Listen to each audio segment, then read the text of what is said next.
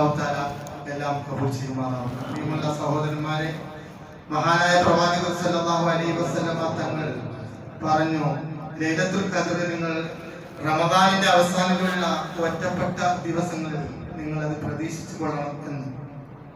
അത് 21-ആവാം, 23-ആവാം, 25-ആവാം, 27-ആവാം, അതേപോലെ 29-ലും നിങ്ങൾ അത് പ്രതീക്ഷിക്കണമെന്ന് പ്രവാചകർ സല്ലല്ലാഹു അലൈഹി വസല്ലം.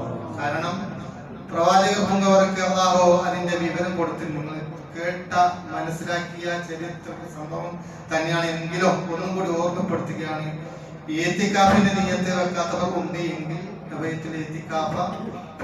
മസ്ജിദി ലില്ലാഹി തആല എന്നുള്ള നിയ്യത്തും കൂടി വെച്ചാൽ അല്ലാഹുവിന്റെ ആ ഏറ്റവും സിമ്പിൾ ആയിട്ട് നാം ചെയ്യുന്ന ഇബാദത്തിൽ ഏറ്റവും സിമ്പിൾ ആയിട്ടുള്ള ഇബാദത്താണ് ഇഅ്തികാഫ് എന്നുള്ളത്. എന്ത് കാര്യം വേണ്ട ഒരു നിയ്യത്ത് വെച്ച് പള്ളിയിൽ ഒരല്പസമയം ഇരുന്നാൽ ഇഅ്തികാഫിന്റെ പ്രതിഫലം ലഭിക്കുന്നു. അല്ലാഹു തആല അതും കബൂൽ ചെയ്യുന്നവരിൽ നമ്മൾ ഉൾപ്പെടുത്തുമാറാവട്ടെ. പ്രവാചകർ സല്ലല്ലാഹു അലൈഹി വസല്ലമ തങ്ങൾ പറഞ്ഞു, എനിക്ക് ലൈലത്തുൽ ഖദ്റിനെ അല്ലാഹു തആല വെളിപ്പെട്ട് തന്നിട്ടുണ്ട്. അങ്ങനെ ആ കാര്യം ബോധിപ്പിക്കാൻ വേണ്ടിയിട്ട് സഹാബാക്കളുടെ ഇടയിലേക്ക് വരുന്ന അവസരത്തിൽ രണ്ടാളുകൾ പരസ്പരം എന്തോ വാക്ക് തർക്കം ശണ്ട കൂടുന്നതായിട്ട് പ്രവാചകരുടെ ദൃഷ്ടിയിൽപ്പെട്ടു. ആ റസൂലുള്ളാഹി സ്വല്ലല്ലാഹു അലൈഹി വസല്ലമ തങ്ങൾ അവരടുത്ത് പോയി അവരെ നേരെയാക്കി സഹാബാക്കളുടെ അടുത്തേക്ക് എത്തുമ്പോഴേക്കും അല്ലാഹു സുബ്ഹാനഹു വ തആല ആ ദിവസം ഏതാണ് എന്നുള്ള വ്യക്തമാക്കി കൊടുത്ത ദിവസത്തിനെ അല്ലാഹു മറപ്പിച്ചു കളഞ്ഞു.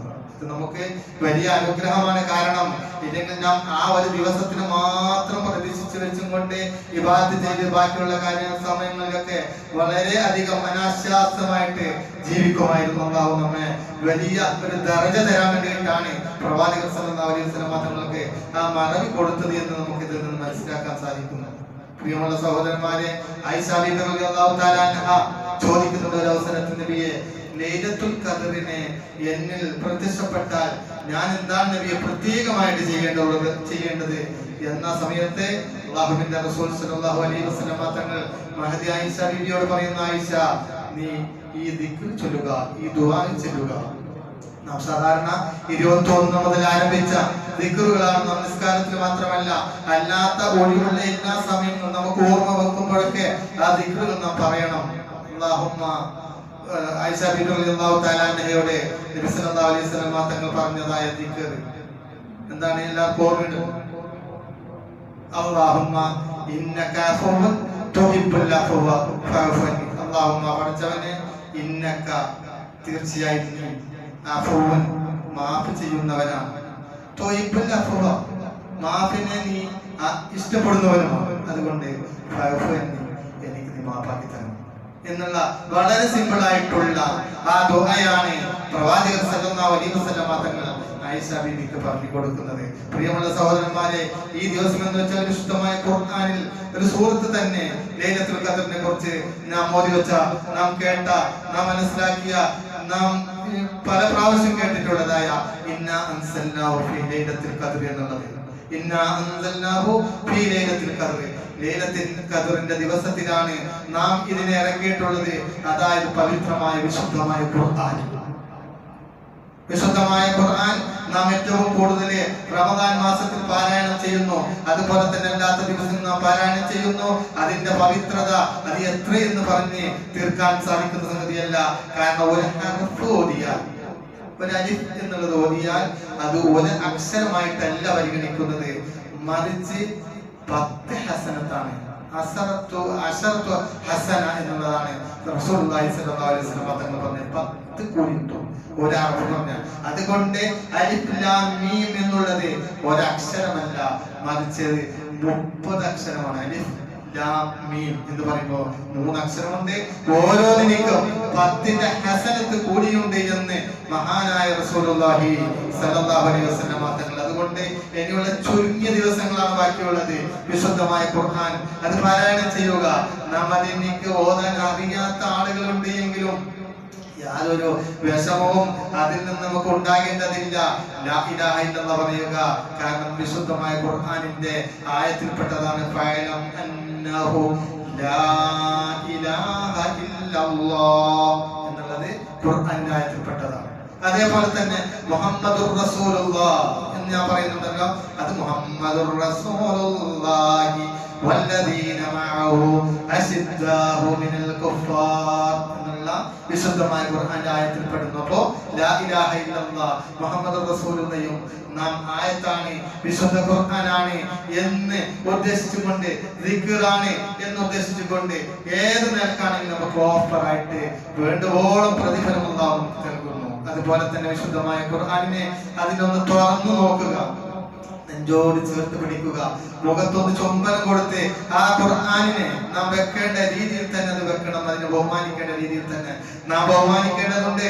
നമ്മുടെ വീട്ടിലാണെങ്കിലും എവിടെയാണെങ്കിലും ഏറ്റവും ഉയർന്ന സ്ഥാനത്തായിരിക്കണം വിശുദ്ധമായ ഖുർആന് ഉണ്ടായിരിക്കേണ്ടത്. അതുപോലെ തന്നെ ഏറ്റവും മേലഭാഗത്ത് സൂറത്തുൽ ഫാത്തിഹ വരുമ്പോലെ ആയിരിക്കണം ഖുർആൻ നാം വെക്കേണ്ടത് എന്നുള്ള ഒരു കാര്യം കൂടി സാന്ദർഭികമായിട്ട് ഓർമ്മപ്പെടുത്തുകയാണ്. ഏറ്റവും മേലെ വരേണ്ടത് സൂറത്തുൽ ഫാത്തിഹയാണ്. കാരണം അത് ഉമ്മുൽ ഖുർആൻ, ഉമ്മുൽ ഖുർആൻ ഫാത്തിഹത്തുൽ കിതാബ്, അത് സബുൽ മസാനി 7 ആയത്താണ് എന്ന് മഹാനായ റസൂലുള്ളാഹി സ്വല്ലല്ലാഹു അലൈഹി വസല്ലം തങ്ങൾ പറഞ്ഞിട്ടുണ്ട്.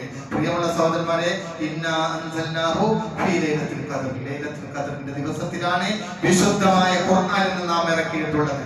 വമാ അദ്റാക മാ ലൈലത്തുൽ ഖദ്ർ, എന്താണ് ലൈലത്തുൽ ഖദ്ർ എന്ന് വെച്ചാൽ എന്താണ് ലൈലത്തുൽ ഖദ്ർ? ലൈലത്തുൽ ഖദ്രി ഖൈറും മിൻ അൽഫി ശഹർ, അത് 1000 മാസത്തിനേക്കാൾ പ്രതിഫലമേറിയതാണ്. ഒരാൾക്ക് നമുക്കൊക്കെ 60ഉം 70ന്റെയും ഇടയിൽ മാത്രമാണ് വയസ്സ്. അല്ലാഹു തആല ഈ സമുദായത്തിലേക്ക് പ്രവാചകർ തങ്ങളുടെ ഉത്തമ സമുദായമാകുന്നു നമുക്ക് അല്ലാഹു അനുഗ്രഹിച്ചു തന്നിട്ടുള്ളത്. പിന്നെ 60ന്റെയും 70ന്റെയും ഇടയിലുള്ള വയസ്സാണ്. ഈ ചുരുങ്ങിയ കാലയളവിൽ നമുക്ക് അല്ലാഹുവിന് വേണ്ടിയിട്ട് ഇബാദത്ത് ചെയ്ത് നമുക്ക് നമ്മുടെ ഉറക്കം മറ്റുള്ള കാര്യങ്ങളൊക്കെ കണക്ക് കൂട്ടുമ്പോൾ ചുരുങ്ങിയ സമയങ്ങൾ മാത്രമാണ് ഇബാദത്തിനായിട്ട് നമുക്ക് ലഭിക്കുന്നുള്ളൂ.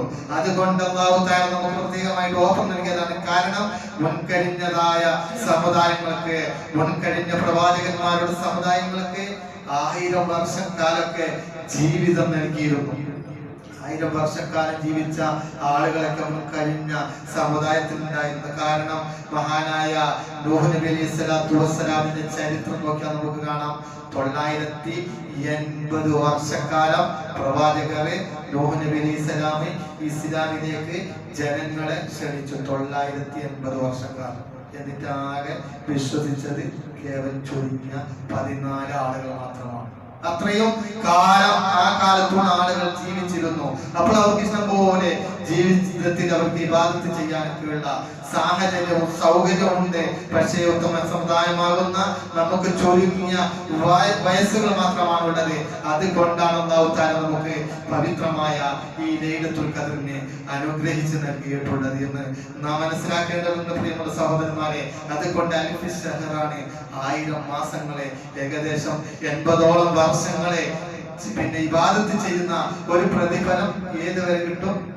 ലൈലത്തുൽ ഖദ്റിന്റെ ആ സൂര്യൻ പടിഞ്ഞാറിൽ നിന്ന് അസ്തമിച്ചപ്പോൾ മഗ്‌രിബ് മുതൽ ഹത്താ മത്ലഇൽ ഫജ്ർ, ഫജ്ർ സുബഹി ബാങ്കിന് മുമ്പുള്ള ഫജ്ർ വെളിവാകുന്നത് വരെയുള്ള ആ സമയങ്ങൾ, ചുരുങ്ങിയ ചില മണിക്കൂറുകളിൽ, അതിൽ ഏതെങ്കിലും ഒരു സമയത്ത് അതിൽ ഇബാദത്ത് ചെയ്യുകയാണെങ്കിൽ 1000 വർഷക്കാലം, 1000 മാസം ഇബാദത്ത് ചെയ്തതിന്റെ പ്രതിഫലമുണ്ട് എന്ന് മഹാനായ റസൂലുള്ളാഹി സ്വല്ലല്ലാഹു അലൈഹി വസല്ലമ തങ്ങൾ നമുക്ക് പഠിപ്പിക്കുന്നു. വിശുദ്ധമായ ഖുർആനിൽ ഇറങ്ങിയതും അങ്ങനെ തന്നെയാണ്. തനസ്സലുൽ മലായിക, പിന്നെ അൽഫി ശഹർ, അതിന്റെ ശേഷം തനസ്സലുൽ മലായികത്തു, ഈ ദിവസത്തിൽ മലക്കുകൾ ഇറങ്ങുന്നു. അല്ലാഹുവിന്റെ ഭൂലോകത്തുള്ള ഈ വാനലോകത്തിൽ നിന്ന് ഈ ഭൂമി ലോകത്തേക്ക് അല്ലാഹുവിന്റെ കോടാനക്കോടി മലക്കുകൾ ഇറങ്ങുന്നുണ്ട്. മലക്കുകളുടെ എണ്ണം എത്രയെന്ന് തിട്ടപ്പെടുത്തിയിട്ടില്ല. അതിന്റെ കണക്ക് എത്ര എന്നുള്ളത് അല്ലാഹുവിന് മാത്രമേ അറിയുന്ന ഒരു സംഗതിയാണ്. മലക്കുകളുടെ രൂപം, ഭാവം, ഭേദമൊന്നും നമുക്കില്ല. നമ്മളെ പോലെയുള്ള വികാര വിചാരങ്ങളൊന്നും ഇല്ല. അവർ എപ്പോഴും അല്ലാഹുവിനെ ഇബാദത്ത് ചെയ്യുന്നവരായിട്ട് തന്നെയാണ്. സുജൂദിലുള്ളവർ എപ്പോഴും സുജൂദിൽ തന്നെ, റുകൂയിലുള്ളവർ എപ്പോഴും റുകൂയിൽ തന്നെ, ഇഅ്തിദാലിലുള്ളവർ എപ്പോഴും ഇഅ്തിദാലിൽ തന്നെ, ഖിയാമിലുള്ളവർ എപ്പോഴും ഖിയാമിൽ തന്നെ, അത്തഹിയാത്തിലുള്ളവർ അത്തഹിയാത്തിലാണ്. ഇങ്ങനെ ഓരോ അവസ്ഥ അവസ്ഥയിലാണ് അവരുടെ അവസ്ഥ നടക്കുന്നത്. അല്ലാഹുവിന്റെ ഭൂമി ലോകത്തുള്ള പവിത്രമായ കഅബാലയം, ആ കഅബാലയത്തിന് നേരെ മേൽഭാഗത്ത് ആകാശവാന ലോകത്ത് ലൗഹുൽ മഹ്ഫൂദ് ഉണ്ട്.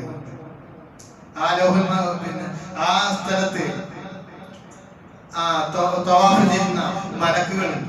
ആ മലക്കുകളെ എല്ലാ സമയത്തും ഒരു കൂട്ടം മലക്കുകളൊന്നും പിന്നെ അവർ ജീവിതകാലത്തിൽ വരാനില്ല. പിന്നെ വേറെ മലക്ക്. അപ്പൊ എത്ര മലക്കുകളുണ്ട് എന്നുള്ളത് പിന്നെ നമുക്കായിരിക്കും അത് വ്യക്തമല്ല എന്ന് നാം കൂടി മനസ്സിലാക്കേണ്ടതുണ്ട്. അതുകൊണ്ട് തനസ്സലുൽ മലായിക്കത്തുകൾ ഇറങ്ങുന്നു. അതേപോലെ റൂഹും ഇറങ്ങുന്നു. ഇവിടെ വ്യാഖ്യാനത്തിൽ കാണാം, മഹാനായ നസലുൽ അമീന് മലക്കു ജിബ്രീൽ അലൈഹിസ്സലാത്തു വസ്സലാം, മലക്കുകളുടെ നേതാവാകുന്ന പ്രവാചകന്മാർക്ക് വഹി ഇറക്കി കൊടുക്കുന്ന മഹാനായ ജിബ്രീൽ അലൈഹിസ്സലാം ഇറങ്ങുന്നു എന്ന് തഫ്സീറിന്റെ വ്യാഖ്യാതാക്കൾ പറഞ്ഞതായിട്ട് കാണാൻ സാധിക്കും. അതുപോലെ തന്നെ തനസലുൽ മലായികത്തു റൂഹു എന്നുള്ളതിന്റെ സ്ഥലത്തെ റൂഹ് എന്ന് പറഞ്ഞാല് മഹാന്മാരായ സ്വാലിഹീങ്ങളായ ആളുകളുടെ റൂഹുകളൊക്കെ ഇങ്ങനെ അന്തരീക്ഷത്തിലൂടെ ഭൂമി ലോകത്തേക്ക് ഇറങ്ങി വരുമെന്ന് ആണ് വ്യാഖ്യാനമെന്നും കാണാൻ സാധിക്കും. അപ്പോ തനസ്സലുൽ മലായികത്തു വറൂഹു ഫീഹാ ബിഇദ്നി റബ്ബിഹിം, അല്ലാഹുവിന്റെ സമ്മതപ്രകാരമാണ് അവർ ഇറങ്ങി വരുന്നത്. എല്ലാ കാര്യവുമായിട്ടാണ്. ആരാണ് ഈ ദിവസത്തില് അല്ലാഹുവിന്റെ ഇബാദത്തിനായിട്ട് ജീവിക്കുന്നവര്, അല്ലാഹുവിനോട് കേണപേക്ഷിക്കുന്നവര്, ഇസ്തിഗ്ഫാർ ചെയ്യുന്നവര്, തൗബ ചെയ്യുന്നവര്, ഇവരെയൊക്കെ പ്രതീക്ഷിച്ചു കൊണ്ടാണ് അവർ വരുന്നത്. വന്നും കൊണ്ട് അവർക്ക് ഈ നല്ല സുന്ദരമായ ഈ സദസ്സുകളൊക്കെ കാണുമ്പോൾ അല്ലാഹുവിനോട് പോയിട്ട് അവർ സന്തോഷം പങ്കിടും. പടച്ചവനെ, നിന്റെ ഇന്ന സ്ഥലത്തുള്ള ഇന്ന പള്ളിയിൽ വെച്ചും കൊണ്ട് ഇന്ന ആള് ഇന്ന പ്രവർത്തനം സൽക്കർമ്മങ്ങൾ ചെയ്തുകൊണ്ടിരിക്കുന്നത് കൊണ്ട് അവർക്ക് പുറത്തു കൊടുക്കണമല്ല എന്നുള്ള ആ മലായികത്തിന്റെ ശുപാർശ നമുക്ക് ലഭിക്കുമെന്നാവും. തല ലഭിക്കുന്നവരിൽ ഉൾപ്പെടുത്തി അനുഗ്രഹിക്കുമാറാവട്ടെ പ്രിയമുള്ള സഹോദരന്മാരെ. അതുകൊണ്ട് പ്രിയമുള്ളവരെ,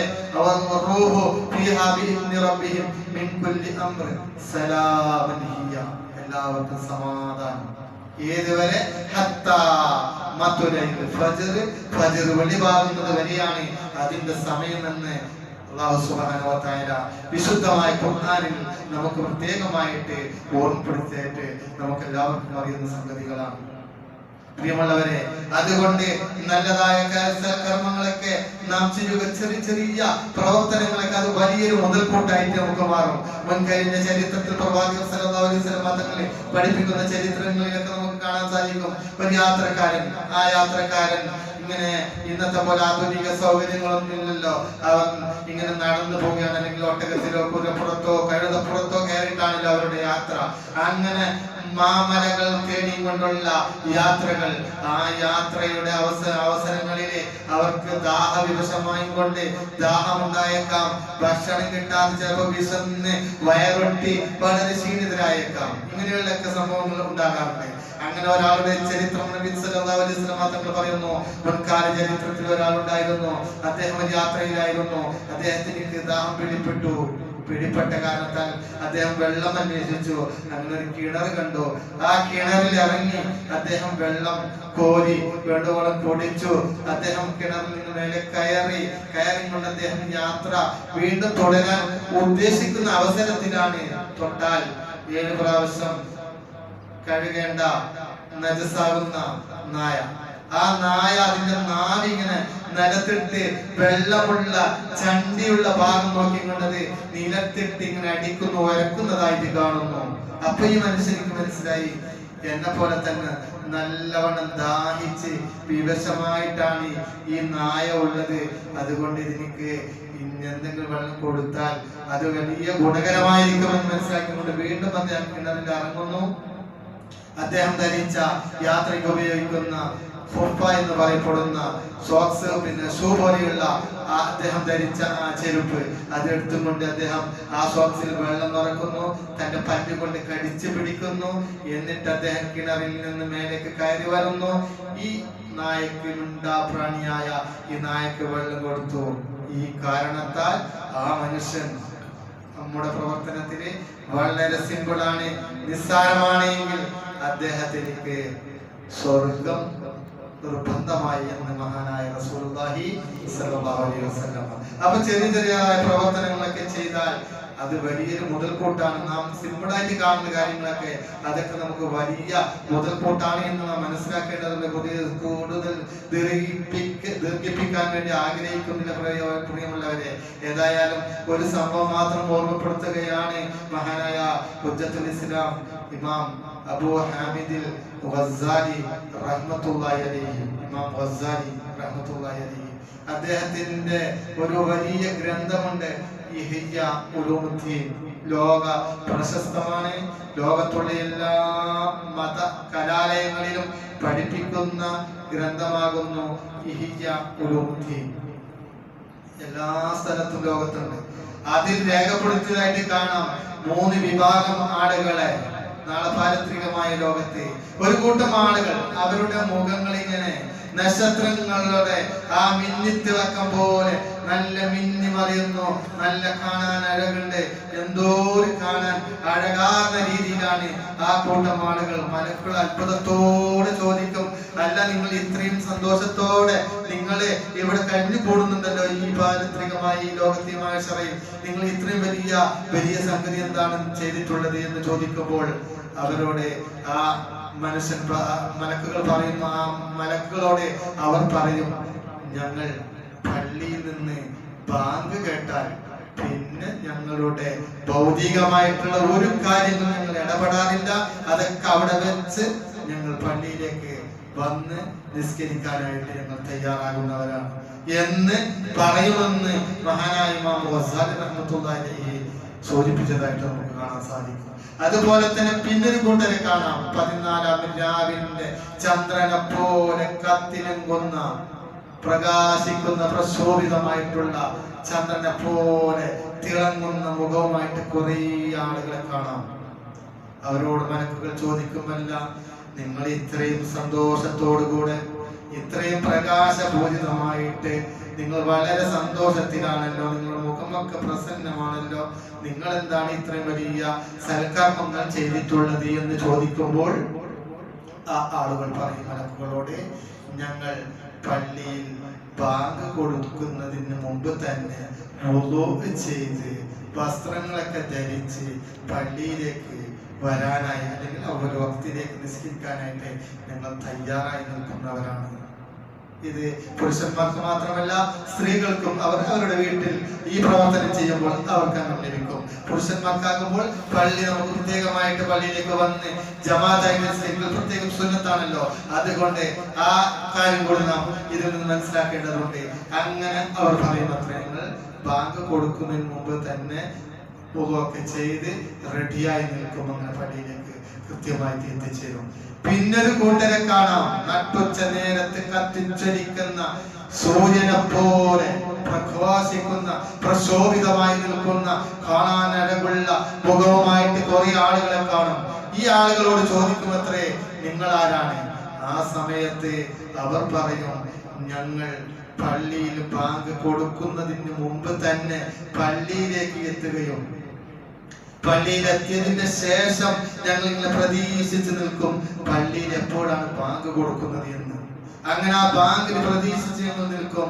അങ്ങനെ ബാങ്ക് കേട്ടതിന്റെ ശേഷം ഞങ്ങൾ സുന്നത്ത് നിസ്കാരങ്ങളും മറ്റുള്ള ജമാഅത്തെ കൃത്യമായിട്ട് അവലോകത്തിൽ തന്നെ നിർവഹിക്കുന്ന ആളുകളാണ് എന്ന് പറയപ്പെടുമെന്ന് മഹാനായ ഇമാം ഗസ്സാലി റഹ്മത്തുള്ളാഹി അലൈഹി പറഞ്ഞതായിട്ട് അദ്ദേഹത്തിന്റെ ഇഹ്യാ ഉലൂമുദ്ദീൻ എന്ന ഗ്രന്ഥത്തിൽ പറഞ്ഞതായിട്ട് രേഖപ്പെടുത്തിയിട്ട് കാണാം. പ്രിയമുള്ള സഹോദരന്മാരെ, കൂടുതൽ നീട്ടുന്നില്ല.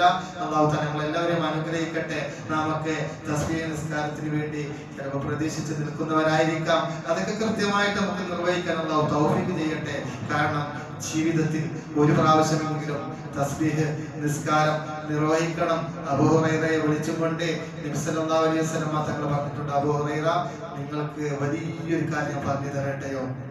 ഏറ്റവും കൂടുതൽ ഇന്നുള്ള വാർത്താ മീഡിയകളിലൊക്കെ വളരെയധികം വിമർശനപരമായിട്ടുള്ള രീതിയിൽ ഇന്നൊക്കെ കുറെ യൂട്യൂബിലൊക്കെ വളരെ വിമർശിച്ചും കൊണ്ട് തസ്ബീഹ് നിസ്കാരത്തിനെ വിമർശിക്കുന്നതായിട്ട് കാണാൻ സാധിക്കും. ചില ആളുകൾ പറയും, നിങ്ങൾ രാത്രി ഉറക്കൊഴിച്ചതൊക്കെ വേസ്റ്റ് ആയി പോയി.